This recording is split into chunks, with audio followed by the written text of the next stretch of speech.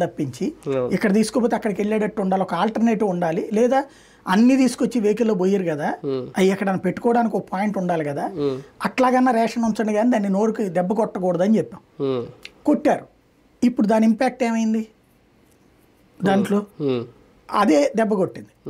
30,000 మందే దెబ్బతి కొడితే 2.5 లక్షల మంది దెబ్బ కొట్టరా? ఈ వెహికల్స్ వాళ్ళు కలిపితే ఇంకో 1,00,000 మంది దెబ్బ కొట్టరా? 90,000 అట్ట టోటల్ వెహికల్స్. 90,000 ఇంటూ ఇద్దరు 1,80,000 కుటుంబాలు, ఇదో 2.5 లక్షలు, దగ్గరగా 4 లక్షల మందిని రోడ్డు మీద పడేసాం. అంటే 4 లక్షల కుటుంబాలు ఇంకా. అంటే వాళ్ళకి ఒకేసారి తిండిపోతుంది, వీళ్ళకైతే తిండిపోయినట్టే, వాలంటీర్లకి ఇది కూడా ఒక వ్యాపకం, అది పోయినట్టే. అంటే ఒక జీవితాన్ని అస్తవ్యస్తం చేసాం మనం.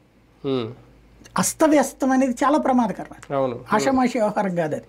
అది ఇప్పుడు ఏంటంటే ఎవడు మనకి సమాధానం, ఎవరికి మనం జవాబుదారీ కాదు అనేటటువంటి, అంటే 151 సీట్లు వస్తే జగన్లో వచ్చిన ఇగో ఏదందో ఇప్పుడు వీళ్ళకి అదే ఇగో వచ్చింది, 164 వచ్చింది ఏంటంట అనేటువంటి.